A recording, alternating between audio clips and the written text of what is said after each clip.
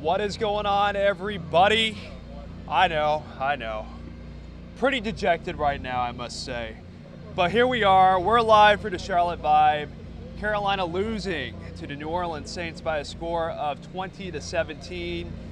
Chris, I don't know what to say right now. I'm dejected right now. I'm Andre Casseday, by the way, alongside the man of the people. Give you the proper introduction, Chris Jenkins. Yeah.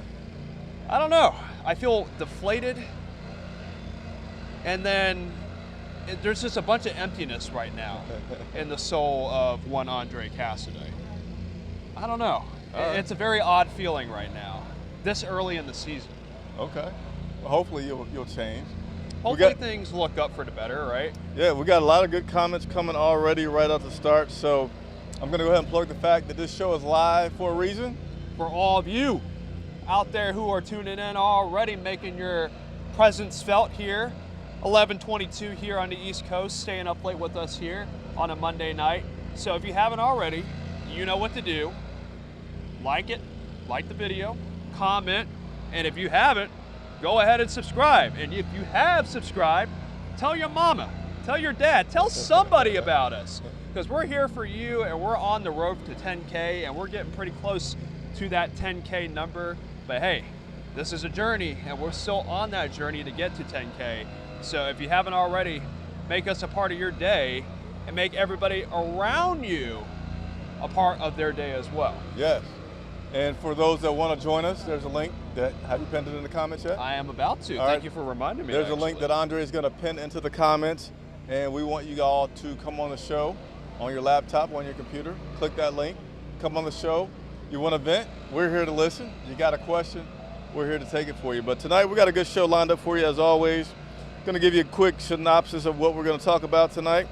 We're going to go over the standings in the NFC South.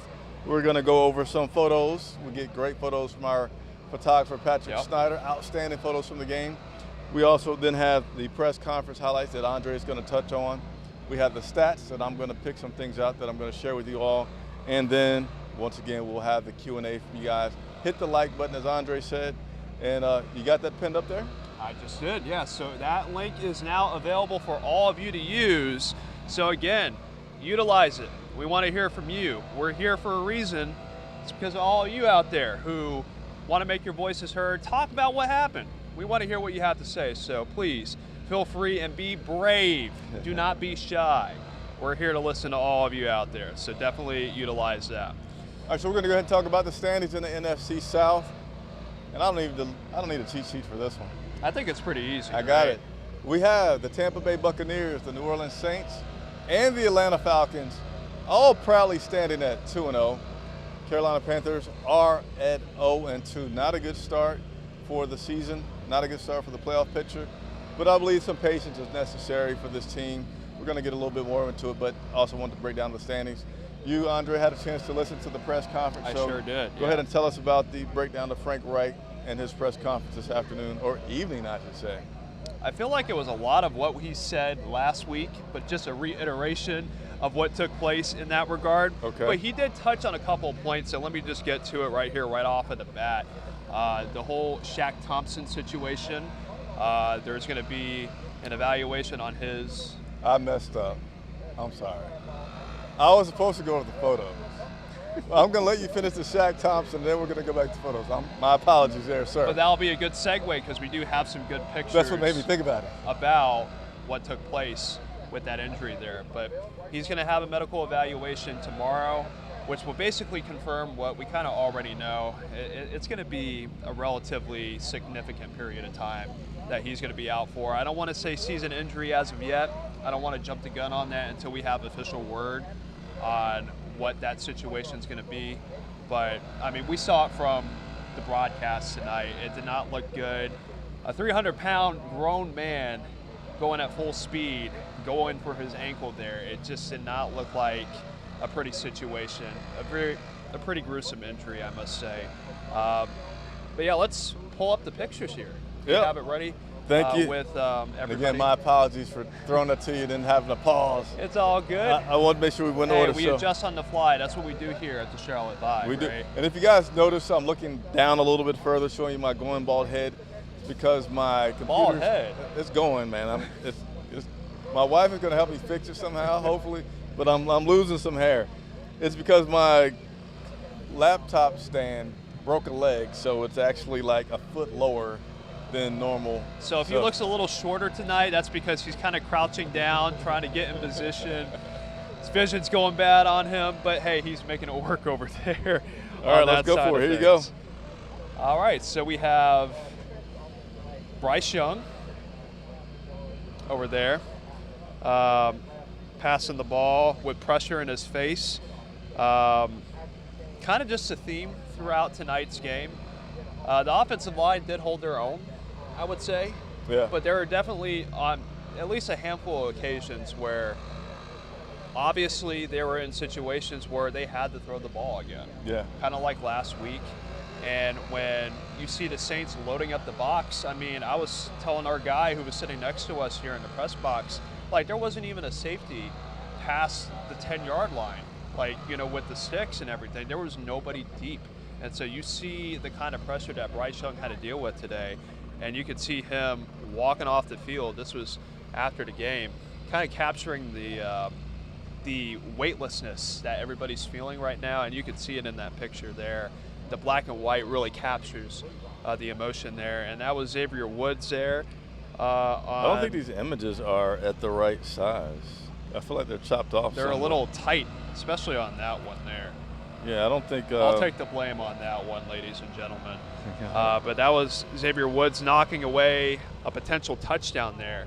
And Brian Burns, somebody who was relatively quiet in tonight's game, he did get a couple pressures on Derek Carr, but couldn't come away with a sack. But the defensive line as a collective whole filled in the void there with other contributors.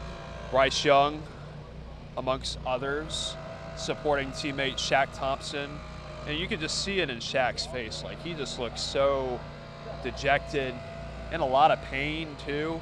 And you can just see the concern on everybody's face there as they try to uplift him in that image. Yetur Gross-Matos, part of the, it was really two players there. Justin Houston there as well, getting a sack on Derek Carr. So, you know, the defensive line today really doing a good job of getting pressure.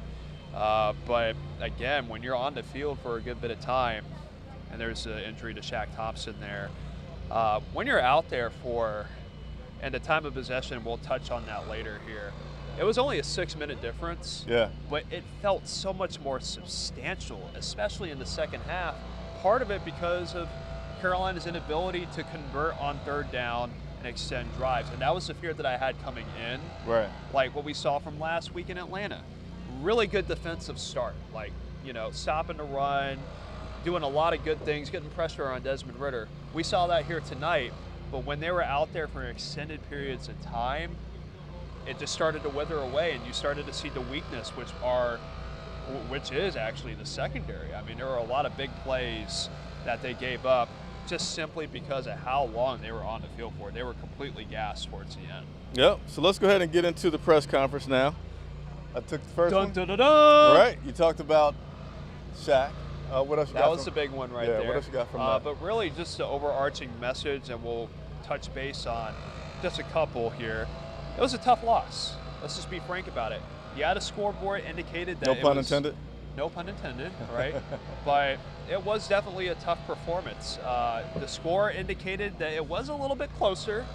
They were able to fight towards the end, but it just felt very sluggish. Like the overall performance, especially on the offensive side of things, which he touched on, you know, it isn't just one individual player, it's the whole collective unit. It starts with the coaches and it trickles down to the players. I think overall as a group, they have to be better. They have to execute, and they just have to do everything within their own control. They need to control the controllables. And part of that is limiting the turnovers, which they only had one turnover today. There were a couple opportunities where it was close and they were a little loose with the football. There were a couple of fumbles that Bryce Young had that could have went either way, right? There was an interception that got turned away because of the bobble ball. But he even said it too, like we have to control the controllables. The stuff that we can do, we need to be at it, and we need to not be our worst enemy, which, right now, seemingly that's the case with this team right now. They keep biting themselves and shooting themselves into the foot, and they have to get better at simply executing and doing the right thing when called upon. Right. And the other thing, too, there was a big debate about play calling, right? Frank Wright, Thomas Brown, who's going to be taking over? Is there going to be a change? Right. And he said, no, I'm not giving it up right now. I have no reason to give up right now. Yeah. Others will say otherwise because of how poorly the offense has performed over these 2 weeks. But as of right now, the way that he sees it, there's no need for a change. And the other thing that you notice in these press conferences too, he's relying a lot on his experience, right? Like, hey, we've seen this before. I've been in this position before. There's no need to panic. But you have to kind of panic a little bit. Like, you don't come out and think that the performance that we put out here tonight was something that they practiced for. Right. Like, well, I don't feel like there's a panic need yet. We're only in week 2. Not panic, but there's a restlessness feeling that the fan base is feeling right now. And you're just waiting for that moment. Like, when is that breakthrough moment going to happen for this Panthers offense? And it's just not there. Right. Like, there's no separation with the receivers. Right. There isn't that one guy that you're like, hey, yo, run a 50-yard out route. Like, just turn on the burners. So there's a level of frustration there. And, he'll continue to say the argument is, like, we've been here before. I've seen it happen. My years of experience, justifies, hey, this slow start means that we're doing something, that there's progress needing to be made. But it's just frustrating to see from our perspective because it's like you had all this hype coming in, all these new pieces, and we knew there were going to be some adjustments, right? Yeah. But we didn't think that these adjustments were going to be this grand. Right. And so you're looking at it and you're thinking, like, it can only go up from here. You would logically think, right? But we're just not seeing week to week that noticeable improvement. Like, and I even said it in the pregame show too, Chris. I was like, hey, I felt like we were going to play better. I didn't think we were going to win, but I felt like we were going to play better. The score indicated that we played better. Right. But the flow of the game just did not give us that sense of, hey, we're building off of last week. We're not doing what we did last week, and we're moving forward and building off of stuff that we shouldn't be doing. But I felt like it was just more of a repeat of last week and then some. I felt like it was even worse off. Worse? Compared to where we were last week. Yeah. And can I just say this too before I turn it over to you, Chris? When are we going to let Bryce Young loose? Like, I feel like he is still in the training wheel phase when it comes to the play calls. Like, we didn't have a deep pass thrown until the fourth quarter with Chark, right? Yeah. And I'm like, can we have something, just some deep pass thrown? Because, and that play was an example of that too, where it's like, hey, you could get bailed out by a defensive pass interference. You have to do something to spread the field. And then the other thing too, where are these 5 wide sets? Like, I'm not seeing no empty backfields, no clearing out of any time, no attempts to clear the field or to space the field out. Yeah. So it's just one of those things where it's like you're pounding on the table where it's like the opportunity is there. Do something. And you, again, that restless feeling that I keep coming back to, like, break it open. Yeah. Show us the goods. Don't hide what we're doing anymore. We're in the regular season. Right. Break it open. Okay. Break it open. All right. So that was, and did you have something for Bryce as well? I'm not sure if you Bryce captured him. Young, I'll just say this. It'll be very brief From in his regards first to that. He's taken ownership. Okay. And that's something that you want to see from somebody who's taken over as a rookie quarterback. You know, it'd be really easy to blame the coach, offensive line, inability with the receivers getting open, playing the blame game, right? Right. But he's showing great maturity so far. And you can tell that it's weighing on him a little bit. You know, his voice is a little bit squeamish, a little bit hoarse with some of the things that he's saying in these pressers. But I will give him credit for standing up there, taking accountability, and saying, hey, look, we just didn't have it tonight. Right. Execution wasn't there. We have to get better at the fundamentals, the basic fundamentals. And so that's something that they'll look at throughout the week. But I will say for these first 2 starts that he has had, he's not calming down any of the concerns that people have about him right now. So it'll be interesting to see what kind of adjustments he personally makes over the coming days. But what does he need to do to get over that hump, that proverbial hump that everybody is talking about right now with his size, the dink and dunk passes? Like, again, it's just one of those things where the team just needs to break it open and be a little bit looser with some of these play calls, because again, you brought him here for a reason. You need to show everybody why he was brought here. Enough with the talk, show it on the field. Right. All right, so we got a lot of comments that have been coming. I encourage you guys to please continue to leave those comments. If you've already said a comment, let us get back to it. Stay with us so we can get to it. Also, got to give a good shout out to our people that have joined the site, our members, because they show up with that special badge on their comments. So, Sita, the member that's logged on right now, appreciate you joining in or signing on, Sita. He's the only member that's on right now. You guys do have the ability to join. You'll see just below the video, if you scroll up a little bit on YouTube, you'll see the ability to do so. Help support this channel. We appreciate it very much. We got to go into some stats from tonight's game. Okay. So I'm going to bring up the stats if you're ready, and we're going to go over them in no particular order. What do you want to go over first? We'll start with the passing stats. We'll start with our quarterback. Okay. I like to start with him. And I'll just take it for a second. We'll go with Bryce Young. Tonight he was 22 of 33, 153 yards passing, had a 4.6 yard average, 1 TD. Okay. No interceptions. Was sacked 4 times. So let me do a quick pause here. Shaquille, you got to give the other viewers a chance to call in. So once some of the other viewers call in, we'll bring you back on. We got to share the love tonight with everybody that wants to be on the show. But Shaquille, we love you very much.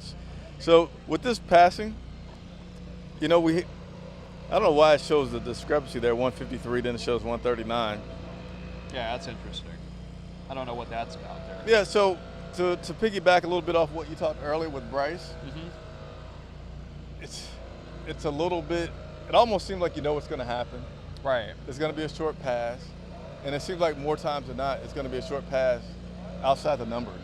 Like as the guy's just going a little out, not really giving you a chance to get much yards after the catch, even though we did manage to have a few receivers get some decent yards after the catch tonight.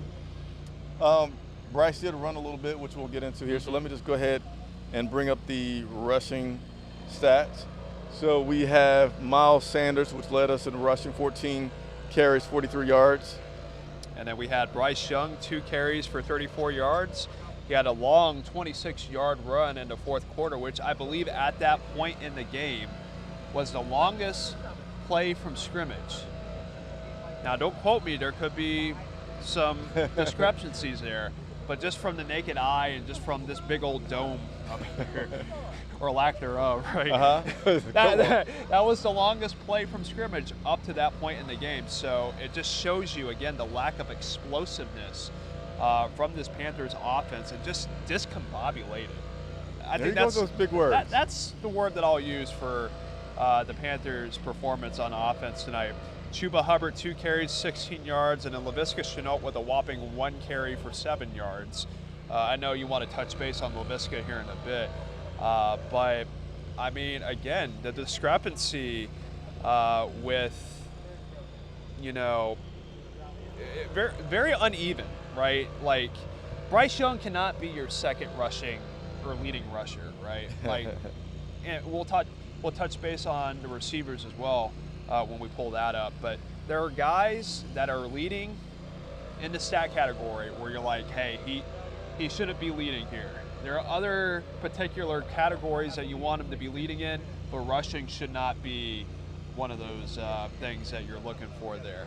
Laviska Shenault, 1 carry for 7 yards. That's all he had today, right? I don't know if he had any that receiving. Nothing on the receiving, yeah. So you are a Laviska Shenault advocator, if you will. I'm an advocator? Yeah, you advocate for him, and I feel like, he's that wild card on our offense. So when you see that he only had 1 carry in this game, throughout the entire game, like, how does that comprehend in your mind in that kind of setup there? Yeah, Laviska, he's not utilized much. Yeah. He got utilized good in the first half of the Atlanta game. Nothing in the second half at all. Mm-hmm. Got utilized a little sprinkle here, a little sprinkle there. I just think everybody needs to have a maturation process, right. Coaches and players, to get things going, because Laviska, the one play that stands out in my mind with Laviska was the play that ended up being a fumble by Bryce, in which it was a fumble, right? Yeah, it was. Yeah. It was a fumble in which he looked to Laviska for a screen pass, Mm-hmm. didn't throw it to him, and then went to start trying to do some other things. That was a little strange. Yep. Like people just running by and looking like, oh, like you stole something. But I don't know why Bryce didn't hit him on that play, Mm-hmm. right? You could say, well, he didn't have enough yardage, but that's what Laviska does, right? Laviska last year when he came to this team, catch a short ball, take it to the house. Mm-hmm. So to me, if Laviska has at least 2 or 3 yards, a separation, and it's a screen pass, throw him the freaking ball and let him do his thing. Let's go and touch on the rushing. Receiving. Yes. Receiving.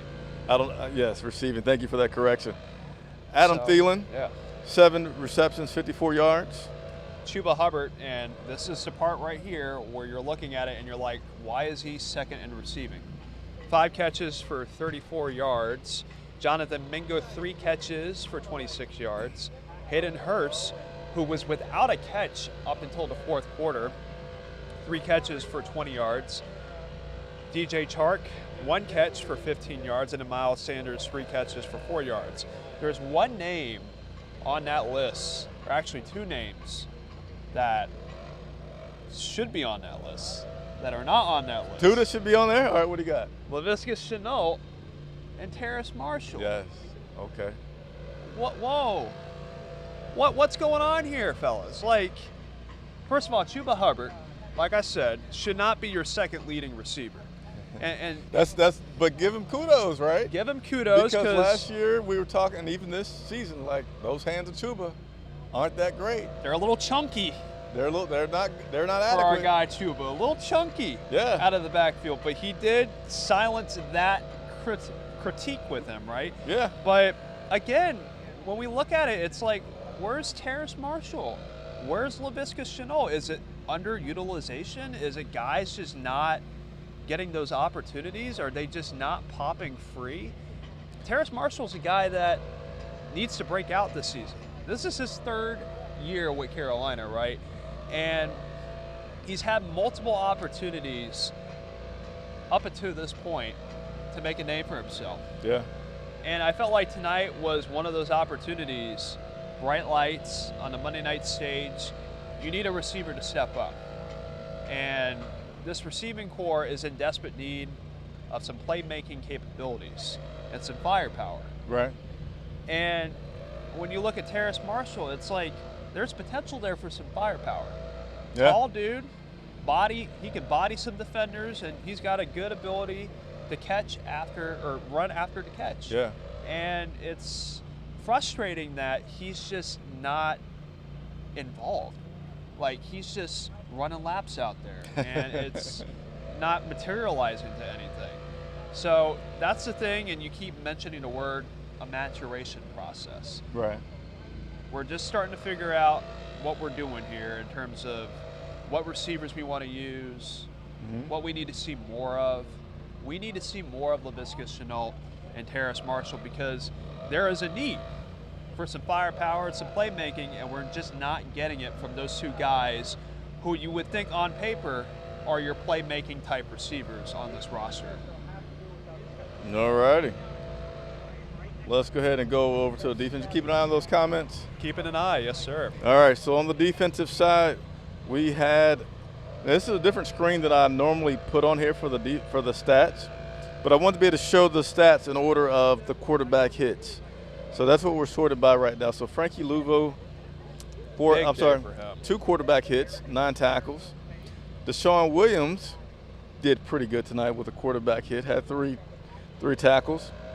Justin Houston, whom someone said was washed in the pregame show. Well, he didn't look washed tonight. He was a contributing member of the Panthers defense with a half of a sack, alongside Yetur Gross-Matos as well on that same play, sacking Derek Carr.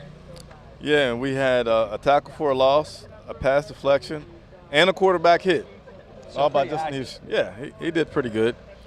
And as you mentioned there, Camus Guga-Hill, 6 tackles. He had a quarterback hit, and Yetur Gross-Matos as well. And then you see a bunch of other stats there from the defensive side. So here's a question that I'm going to pose to everyone. Then we certainly want to get into these comments some more here.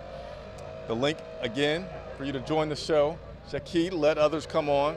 If you're still up with be us on standby, this though. Late tonight, got a comment, got a question, just click on that link, come on the show. But question, and I'll take it first. Okay. Bad game or growing pains for this Carolina Panthers team? I'm going to say growing pains. There's certainly some things, and you can pick out a lot of them, right? Mm-hmm. But to me, there was nothing that was so just awful. Like, what is he doing? Like, Bryce is just throwing it right to the other guy. Bryce is just running with the ball like a loaf of bread or something, right? I don't feel like I saw that. Defense played pretty well. Mm-hmm. Eventually, the Saints were able to get some big plays. One on the move, Dante Jackson was playing. The guy did a double move, and then the other in the fourth quarter, the second half. I'm sorry. Yeah. They got it going a little bit more for the New Orleans Saints, but at one point I had in my notes that the Carolina Panthers, they're playing a good defense. The Saints hadn't allowed a touchdown all season. The Carolina Panthers got the first one there.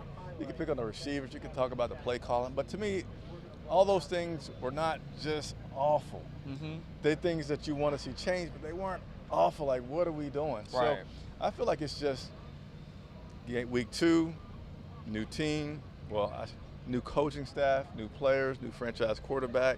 He's going to take a moment to learn anything. What's your take on it? I have to keep telling myself that. I'm a youngin'. I'm one of those folks that wants to see things happen instantaneously. Right. But as I start to become wiser and hang out with people like Chris Jenkins, you start to learn some things and you take some notes and you learn, hey, not everything is going to happen overnight. Yeah. And Panther fans, Panthers Twitter in particular, pump the brakes, please. We're already calling for Frank Reich's job. Slow down. We're already calling Bryce Young a bum, a bus. Slow down.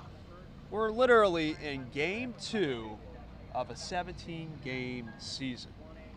These people are the same people that would sprint in a marathon and then 3/4 of the way through, they would just be gassed. Well, gee, why are you gassed? Because you utilize all your energy within the first 2 to 3 hours, however long you run a marathon for. You used all that energy up.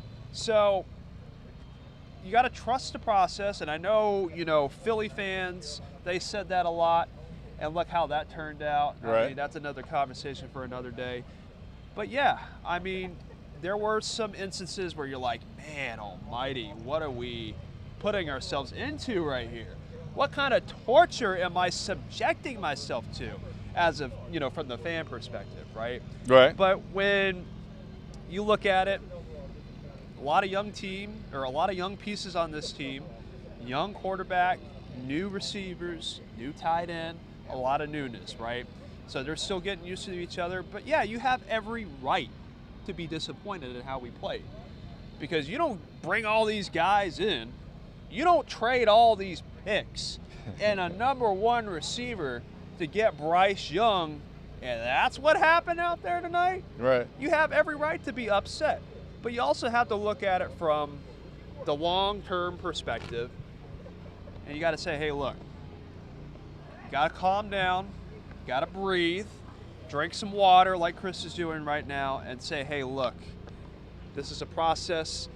This is a growth kind of deal. And again, there's going to be some stumbles and some roadblocks along the way, but that's part of being in the NFL and being a professional in this league. What he said. Philosophical here at 11:52 on a Monday night. I like doing these post-game shows. I feel like every time we do a post-game show, I turn into a rapper. Rapper Dre. You know, they say Ice Tray Dre whenever I'm on the basketball court. This is what we're gonna have to come up with something here. We're gonna have you do an alcohol test after this show tonight. I think it's the coffee that I had. The coffee that I had in the press box. But nevertheless, everybody, take a breather. Take some sleeper pills. Zen out, man. It's gonna be all right. Let's go ahead and bust through some of these comments here. Let's do it. And again, if you want to chime in other than Shaqid Bartala, because he's going to give other people a chance to call in. Because he's a team player. Please do so. So here we go. Is Frank Wright bad? Is Bryce bad? I'm not saying fire or cut, but they're going to have to prove otherwise at this point. So that's something we just touched on. So I feel like a coach would have to say this about reviewing the tape, but I want to just to see what nuances were different from this week and last week. This game was still competitive. Let's not forget that. It was. It was still a competitive game. It was tied at the half. Atlanta, second half, it was a different story, which is kind of the same thing that happened last week. Close first half. Second half, the other team did noticeably better. But, you know, part of it is, again, Bryce Young needing to get used to things, get accustomed to things. And I know you mentioned earlier about letting things open up a little bit for Bryce. Well, yeah, but still, if he hasn't got the short stuff down, where he's not getting to the right guy, or he's not getting all the completions that he needs, I don't know how much better things get if you open it up a lot more for him, because he just hasn't gotten everything yet. Because sometimes he just looked a little just unsure of himself, and he might have been doing that because it's not as easy. I wouldn't say it was just a cakewalk in Alabama, but he's just not seeing it as quick as he was in Alabama. It's definitely different. So is Bryce bad? No, I don't think that Bryce is bad. A big thing I can be critical of is I haven't seen him connect on the ball downfield. They seem off, and I feel like it's a timing thing that he needs to get with these wide receivers. But you could also, if you go back and look at the All-22 film, say, well, how consistently are his wide receivers running the routes that they're supposed to run, right? That kind of comes out in the film. So appreciate the question from the great name of Nah. All right, next one we got here. Knew it would be a low-scoring game because Saints do have a good defense. Yes, they do. They sure do, yep. But, geez, call some plays that work. How about that? I know our receivers aren't the best, but, geez, at least try to let Bryce loose. I'll let you comment on that. I feel that. I sense the restlessness in your comment as well. He's a little frustrated. He wants to see more, and I think that's kind of the moral of the story over these past 2 weeks. We want to see more, but how do we quantify more? Like, we keep talking about opening the playbook, let Bryce cook, if you will. We don't know what that answer is yet. Yeah. And it's one of those things where you're going to have a rookie that's going to struggle, and he has struggled the past 2 weeks. He hasn't had that aha moment yet. And it may be in Seattle, it may be back here in Minnesota where he has that aha moment. And for some, it's sooner. And for guys like Bryce, it takes time. Some people say that Anthony Richardson had his aha moment yesterday in Houston, but then he got hurt. So, you know, there's a give and take there. So, again, with that comment, the restlessness, I feel it. I think we all sense it right now. But again, it just comes down to getting back in the practice field and perfecting some of those imperfections that we're all seeing. And we'll see that burst through here. Appreciate you. Hamtastic with a few good comments. We kind of already touched on this. Where was LaVisca? He was out there, wasn't getting the ball much. He was running laps. He said, our Debo, where was our Debo? XT Toxic. Do you think we would go 0-6? I don't know the schedule off the top of my head. We're 0-2 right now. We have Seattle. Then Minnesota. All right. Win or lose Seattle? That's an L. All right, losing Seattle, I think so too. Short That's week. an L. Short week. Is that a 6-hour flight to Seattle? It's a long one. Short week. It's definitely I think a 6-hour flight. I would guess they're going to leave on a Friday instead of a Saturday, which makes it even shorter. So I say that's a loss. Well, let's pull it up right here. Let's pull it up. Then we come home to Minnesota. Minnesota. They're currently 0-2. Okay. But on paper, they are the better team. All Better right. quarterback, better receivers. I'm really scared for our secondary in that game. Justin Jefferson, Addison. Yeah. You give us a TJ win or a loss? That's an L. All right. Next up, we got Detroit. Detroit. That's in Detroit. In Detroit. Let's go ahead and win Detroit. That's going to be a competitive game, but I feel like we will pull it out. Let's win that. Because at that point, you got to win. You're going to be 0-4 at that point, and you won't want to go to 0-5. Well, I say this. We played them preseason. We did. And maybe we can kind of get back a little revenge or something, right? I don't have a lot of analytical good reason other than that. Right. And then the next? last one is Miami. In Miami. Another game where you're like, oh boy, that secondary is going to be burnt toast with Tyreek Hill, Jalen Waddle, Tua Tagovailoa, throwing all over the field with Mike McDaniel and his offense of schemes. That's scary. I don't even want to comment on that game. I mean, we'll just let that speak for itself in that regard.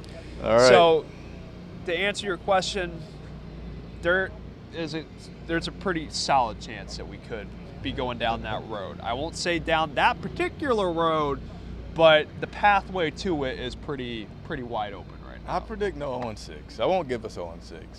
There's going to be a surprise somewhere in there before we lose 6 games. It's hard to say which one, but I feel it's just the NFL. You know, it's hard to win every single Sunday. Given Sunday. Right, so I feel like it could happen.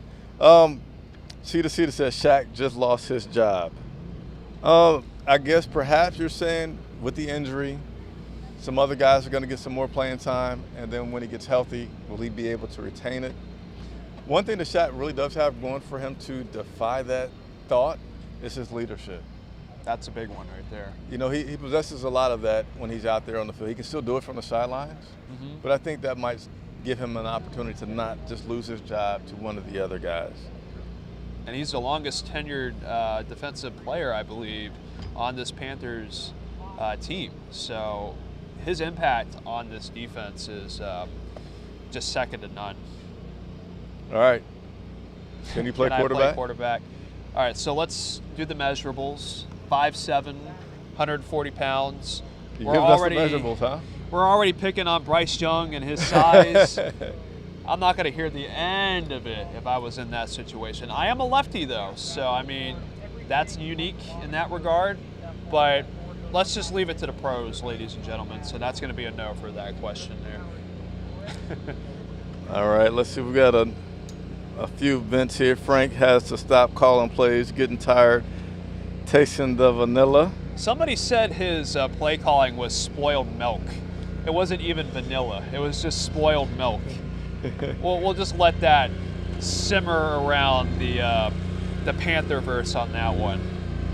And I'm going to put this one on here. Jared says, with no first rounders and looking like a 2-15 season, is getting grim. Is getting real grim. So here's what I want to say.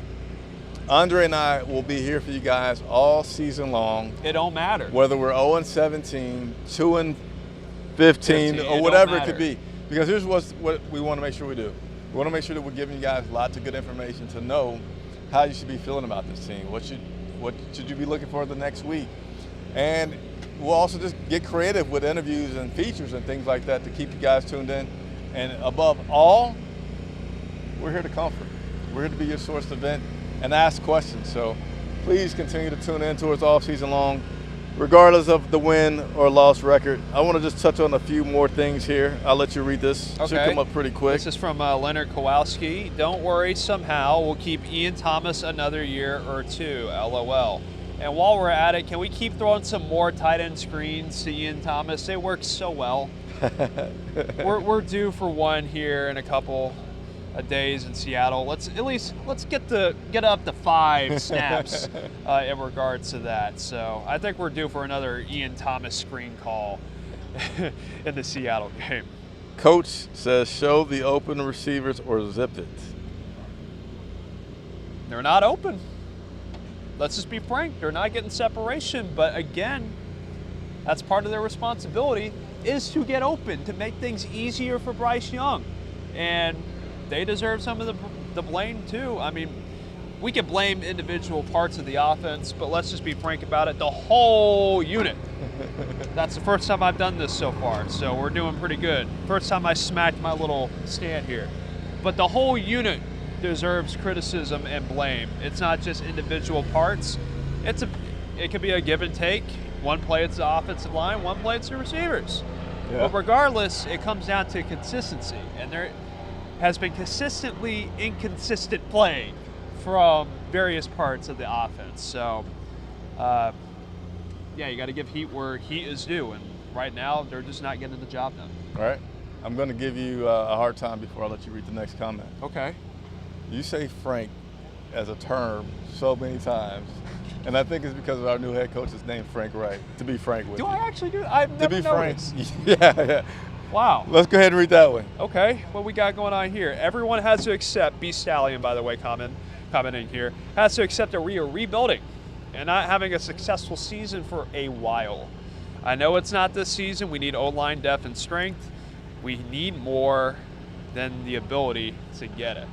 So, in response to that, I think people realize that this was definitely going to be a transition type of season. Obviously, this is a new era, new quarterback, but people are hungry. Look, the last time this team has made the playoffs was in 2017. That feels... Was that the losing season? Losing record? No, that wasn't the losing record. No, we were 11-5 that year. And remember, we got knocked out by that very team, the Saints, in the wild card round with Cam Newton. Yeah. So, I mean, people are hungry. And with the ownership group that's in right now, there hasn't been a whole lot of success. So, yeah, you have to have some expectations. You have to, be reasonable with that. But you also have to realize, like, this fan base is hungry. And we have not had a lot of winning. There's been a lot of pain. A lot of moments where you're like, man almighty, that just took away 15 years of my life. Like, what's going on here? But we got to tame the expectations, and we're having a dose of reality right now. And for some people, it's hitting harder than others, but reality is setting in, and it's a hard dose of reality right now. And that's just what we have to face at this point, looking at this team. All right, so we're going to go ahead and wrap up at this point. Tomorrow, I haven't set the time yet, but I'm thinking 9:30, maybe 11. I'm just joking. Man, that's past my bedtime. What are you talking about? I got to be in bed by 8. All right, well, I'm kidding, it might man. just be me. I'll be there. Don't you worry, ladies and gentlemen. Just look for your reminders, set your bell notifications so you get that and join us. Our show tomorrow is dedicated 100%. Well, to your questions, but I have to adjust that. Maybe 90%, because we have to give you the latest updates from the team, and Coach will have spoken again by tomorrow. So we'll give you the big updates, but then the rest of the show, up to 1 hour, is dedicated 100% towards interacting with you all. So get your phones ready, get your computers ready to talk to us tomorrow. We want to hear from you, comments, questions. Shakid, you will be back off of being, share time, so we'll let you back in tomorrow. Out of timeout, right? Out of timeout, but we're gonna have to limit because we want to get to as many people as possible. So, Carolina Panthers fall to the New Orleans Saints. Final score was 20-17. You got it right, my friend. We're 0-2. We head to Seattle for game number 3. We'll cover that for you as well. So for Andre Casseday, Chris Jenkins from Bank of America Stadium, for Charlotte Vibe. Good night, everybody.